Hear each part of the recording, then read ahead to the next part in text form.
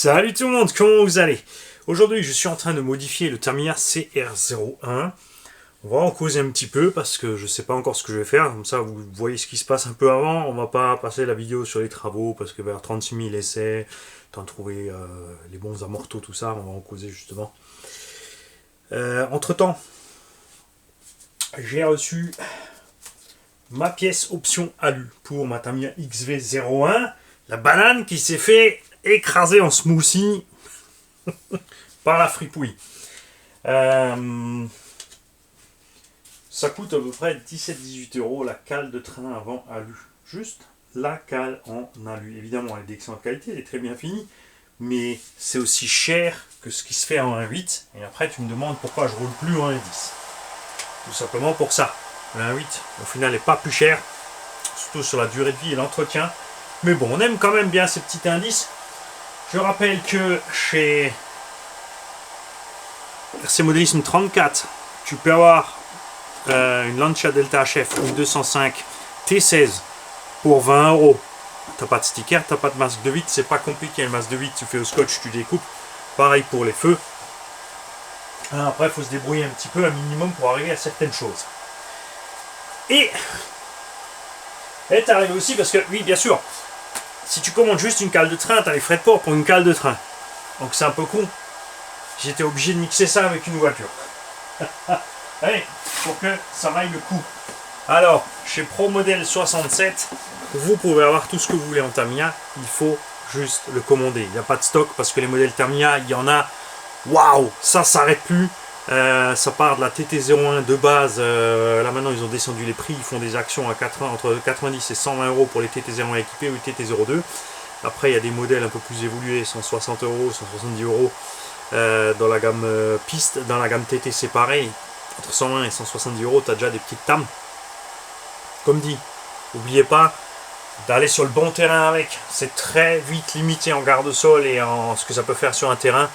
C'est pas des engins où tu peux aller fort, tu roules pour le plaisir avec. Bien sûr, ça prend un brushless. Ici, j'ai pris une DF03. Je vous expliquerai pourquoi dans la vidéo dédiée à cette machine, bien sûr. T'as un prix de départ cool, t'as toujours encore les kits. Lis bien les descriptifs, il n'y a pas encore tout qui est livré avec des roulements, ça commence à venir chez Tam, ils livrent de plus en plus avec des roulements, comme celle-là par exemple. Les amortos hydrauliques aussi, TT01, 02, tout ça, c'est encore livré souvent avec des amortos, enfin des ressorts, pas d'amortos hydrauliques, c'est un peu dommage. Donc ça évolue, ça vient. On va y arriver, Tamiya qui a dernièrement sorti un tout nouveau buggy. Ils ont réédité le Holiday Buggy plus moderne. Ils ont même carrément fait la pub avec du brushless dedans. Wouhou. Je suis toujours pas fan d'histoire de grappe.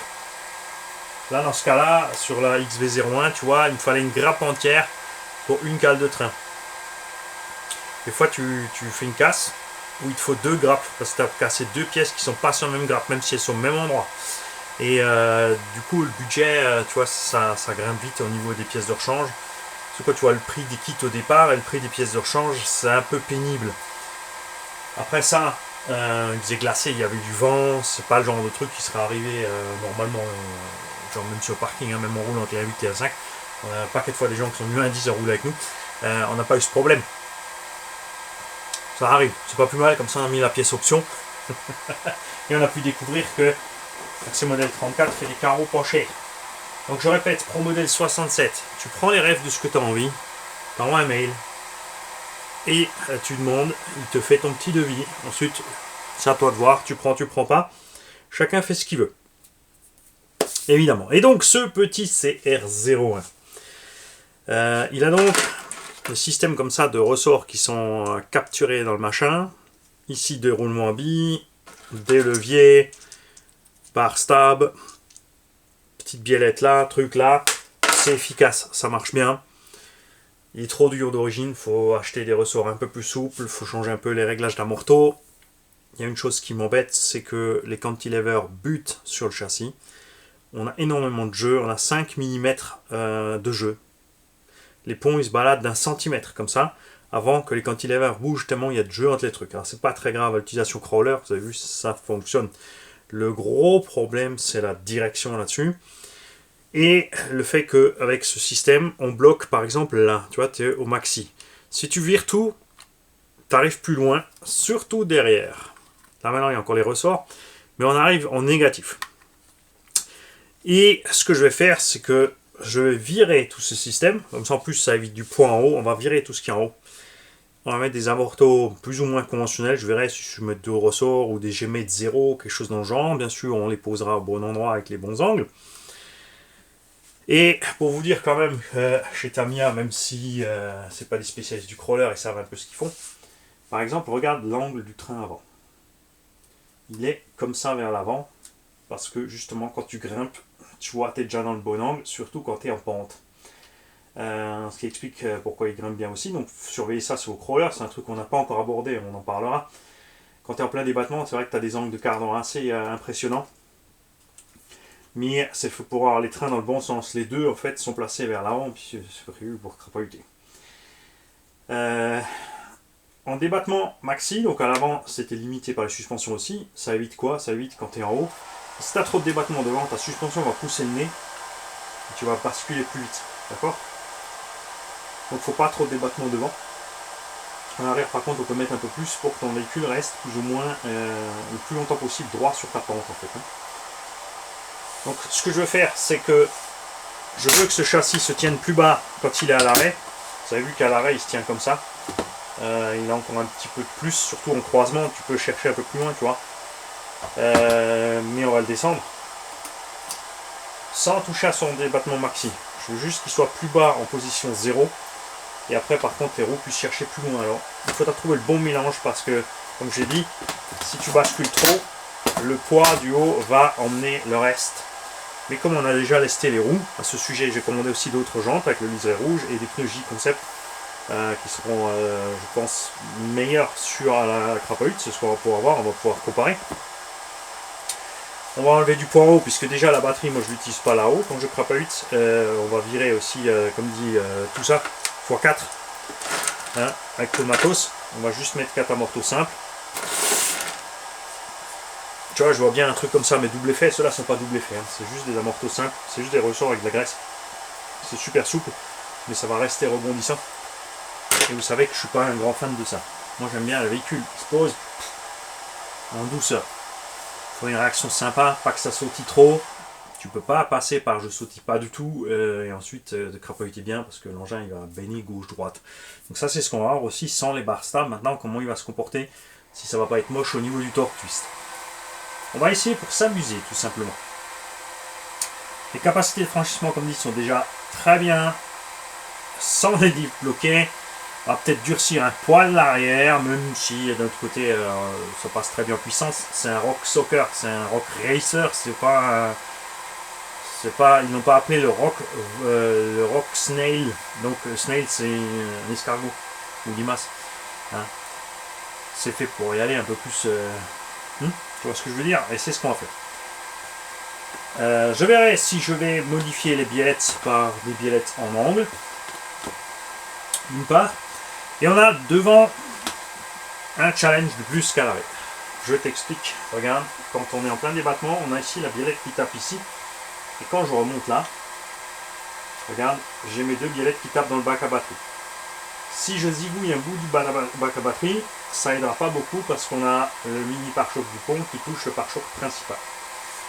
Alors, est-ce qu'on va virer ou modifier le pare-choc avant et juste enlever un bout du bac à batterie, mais ça va pas servir à grand chose parce qu'après il y a toute la biellette qui arrive. Donc je me suis dit je vais mettre ça en dessous, mais si je mets en dessous j'ai un angle plus grand ici, donc je vais toucher plus tôt, je vais buter avant. Tu vois ce que je veux dire? Va donc être nécessaire de modifier cette biellette, soit changer l'ancrage, alors plus on va l'écarter, moins on va favoriser ça. Parce qu'on peut faire un essai en fixant bien sûr les biellettes plus loin à l'extérieur, mettant des plus longues, mettant plus loin sur le pont. On pourrait peut-être faire une modif carrément de rallonger ici, de mettre un axe entre les deux et de mettre une seule biellette au centre, hein, qui passe à côté du moteur pour éviter de toucher le moteur. Ça a d'ailleurs déjà une petite trace, ça l'a fait en roulant. On verra ça. Juste pour gagner encore un tout petit peu ici à l'avant, pour pouvoir rentrer plus loin. Mais même si on fait ça, j'aurai toujours le souci du pare-choc qui touche. Donc de toute façon, il va falloir modifier le pare-choc. Vous avez vu aussi que de toute façon ça bute en angle. On grimpe mieux en arrière sur des angles vraiment élevés. Peut-être passer sur un truc un peu plus standard, tout droit, on fera la découpe dans la carreau au lieu de faire un arceau comme ça, je sais pas encore. Ça on va voir. Donc ça c'est le plus gros à modifier. À l'arrière ça va être plus simple puisque à l'arrière on a toute la place du monde. Ça monte tout droit là, on pourra monter jusqu'au taquet. La direction bute là, c'est le porte-fusée qui bute sur la sortie de pont. Et jouer du Dremel, c'est pas la peine parce que tout simplement, eh ben, il n'y a pas de matière.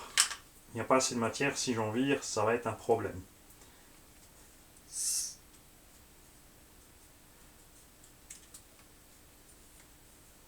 Le cerveau, pourtant, il va loin. Hein. Mon cerveau va loin. J'ai même dû placer ici plus bas sur la corne de cerveau parce que j'allais de toute façon trop loin. J'ai dû réduire le dual rate, même comme ça déjà. C'est un peu dommage. Statique comme ça, tu te dis bon, ça va, même si c'est moins que ce qu'on a sur les autres crawlers. Mais en dynamique, vous avez vu que ça tourne vraiment mal. Passer une direction arrière, oui, mais il faudra passer par un mixage impérativement. Si tu mets une direction arrière permanente, déjà il faut savoir qu'il faut mettre beaucoup moins de direction derrière que devant. Parce que devant, la direction doit lutter. Le couple et l'avance, le fait que tu avances, tu mets gaz, redresse la direction, alors qu'à l'arrière c'est l'inverse. Dès que tu braques un peu, clac, la direction se plie, elle part. Donc impératif d'avoir un bon cerveau, pas de sauf-cerveau, pour avoir une direction arrière correcte. Le problème c'est aussi que quand tu as une direction arrière, pour aller tout droit, c'est la misère. Parce que ce sont l'alignement des roues arrière qui maintient ton véhicule sur la ligne droite. Sur l'autoroute, si je te desserre tes liens de suspension à l'arrière de ta bagnole à l'échelle 1, quand tu vas aller sur l'autoroute, tu vas comprendre ta douleur. Tu as l'arrière qui va commencer à naviguer. C'est mini, c'est rara, c'est la même merde. Et là, c'est pareil. Donc il faudra que ça soit mixable pour pouvoir la bloquer tout droit impérativement, parce qu'il y a certains passages, vous avez vu que à certains endroits, braquer les 4 roues, ça peut être pratique pour tourner mieux, mais il ne faut pas oublier que l'arrière se déporte. Donc tu vas aussi foutre le camp quand tu es sur un passage étroit. C'est pas forcément toujours ce que tu veux. C'est pour ça aussi que certains du coup profitent du mixage aussi pour pouvoir faire une direction tram, mais je veux pas absolument un truc 4 roues directrices. J'aurais quand même préféré commencer par pouvoir améliorer ma direction. Et le pire, c'est qu'il ne faudrait pas grand chose. Hein. Ce qu'il faudrait, c'est que ces leviers, ici, soient droits jusque là. Donc je vois au niveau des pièces options des équipementiers, s'il n'y en a pas un qui bricole un truc comme ça pour Tamiya, avec un autre levier. Comme dit, si je l'entaille à la Dremel, je vais l'affaiblir, ça va pas aller. Ensuite, il faut faire gaffe aussi au cardan. C'est quoi? On n'a pas de marge ni au cardan, la goupille à ras. Donc, on est coincé avec cette direction comme ça. On va être obligé de passer sur la direction arrière. Je rappelle que la biellette est fournie, les pattes sont fournies, donc on va faire ça, on n'a pas le choix. Et on fera une direction arrière séparée, ma foi. Le Foc 1008, là-dessus, avec l'étagement d'origine, excellent. Ah non, là, ils ont abusé, sans déconner. Là, c'est un que j'avais ici, de par un RS, mais si c'est à refaire, je prends un 2400, un 3300. Après, je peux mettre un pignon plus gros, mais j'ai peur qu'on perde la précision en bas régime. C'est pour ça que j'adore les boîtes 2. Parce qu'il te faut quand même, pour ce que moi je fais, pour un rock soccer, dans la caillasse, pour grimper un peu, des fois, il faut de la puissance. Et si tu l'as pas, ben, c'est vraiment chiant. Donc j'hésite à laisser ce Foc, ou si on va passer sur un combo qui a un petit peu de patate, quoi. Genre un moteur de bateau 2000 kV 6 avec il prend 6S le moteur. Donc on peut mettre 4S. L'autre truc, c'est quand je vais mettre mon cerveau au tulle, j'aurai plus de place pour mettre ma batterie légère en bas. Mais elle reste légère, donc si on la met devant, ça devrait aller. On pourrait la placer dans le pare-choc d'ailleurs, même tellement elle est petite. Ça pourrait le faire. Donc je vais me pencher déjà pour avoir une suspension correcte, bien souple. Je veux que l'engin, comme dit, soit en bas. qui puisse quand même avoir suffisamment de débattement pour se retrouver pas coincé au milieu. Hein. C'est important. J'aurais pu commencer par le laisser comme ça et mettre déjà les roues, enfin si elles sont de meilleure qualité. J-Concept d'ailleurs, est-ce que c'est pas ça qui est arrivé? Parce que j'allais lancer la vidéo et j'ai reçu le colis de chez ProModel 67. Oui, je répète encore une fois, Tamiya chez ProModel 67. Sur commande. Yeah! Alors, petit bug de commande, il y a eu un raté sur le paiement. Du coup, j'ai reçu 2 fois tout. Alors, j'attends encore les jantes, hein, ça c'est que les roues. Oh la vache, elles sont déjà plus grandes que prévu, donc je vais de toute façon prendre la garde au sol.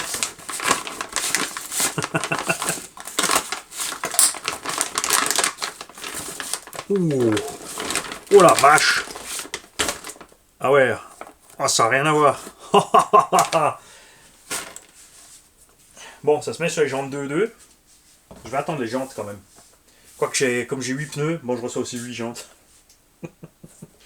Je vous dirai bien sûr, ça sera, j'en vendrai 4. Hein, je vais pas garder. Quoique, je pourrais faire un jeu pour lui aussi. Hein. Bon, là, fini de rouler à 40-50. Alors, est-ce que je vais réussir à te faire comprendre ça à la caméra? Regarde bien mon doigt. Regarde comme il glisse par-dessus. De côté, un petit peu d'accroche, mais là, on glisse beaucoup. Regarde maintenant ce qui se passe ici. Tu vois? J'accroche. Et sur les côtés aussi. C'est génial. Bah du coup, ouais, c'est vrai que ça fait un peu mucho. Hein. Parce que j'aime bien les proportions du CR01. J'avais bien lu les dimensions, mais je pensais pas que ça serait autant.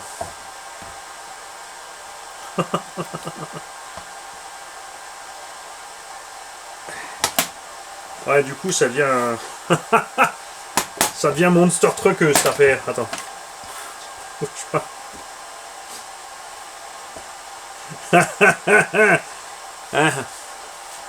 Ça va dérailler cette affaire.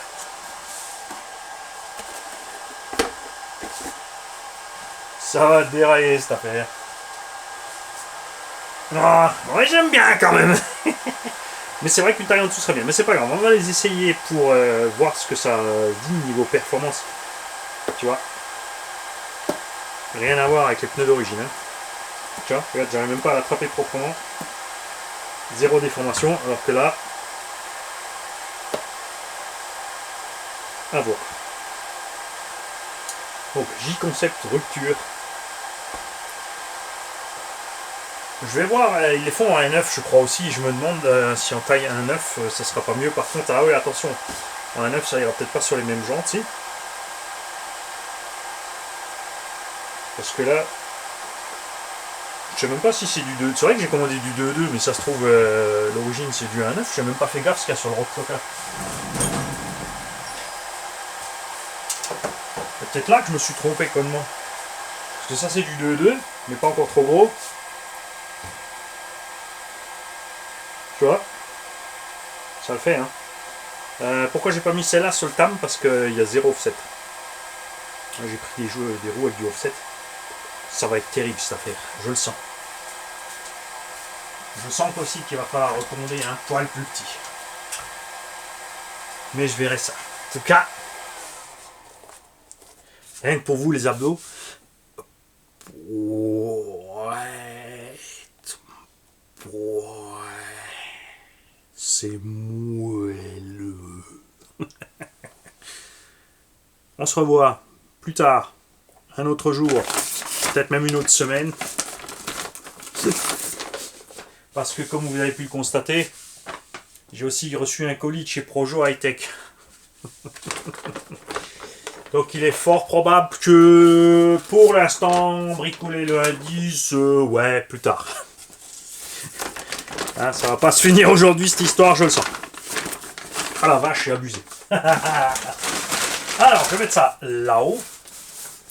Tranquille, on va attendre les jantes.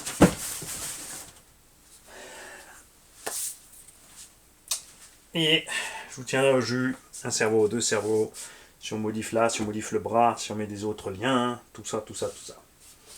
Je vous souhaite à tous une belle journée. Tous ceux qui ont des CR01, les mecs, les commentaires en dessous. Ce que vous avez fait, il y a beaucoup qui utilisent, en fait, il y a une gamme de ressorts plus souple chez Tamiya pour faire fonctionner le Rock Soccer. Moi, vraiment, ce que je veux pas, c'est la butée. C'est la butée du cantinet vers le châssis et le jeu, même si ça fonctionne très bien. Rassurez-vous au moment où je le vendrai, parce que je ne le roule pas sauvage. On va pas le garder éternellement, vous le savez. Hein, c'est que les X-Max qui restent longtemps. Il y aura tout le système avec. D'accord? Et il sera peut-être propre. Ça dépend de qui le veut, mais c'est pas encore. Déjà, on va modifier ça, on va mettre des autres roues. Et ça se trouve, on reviendra sur la suspecte d'origine parce que ce sera mieux. Entre temps, même si je fais des essais, je vais peut-être quand même commander les ressorts plus souples d'office parce que ça sera mieux. Et je vous dis à bientôt.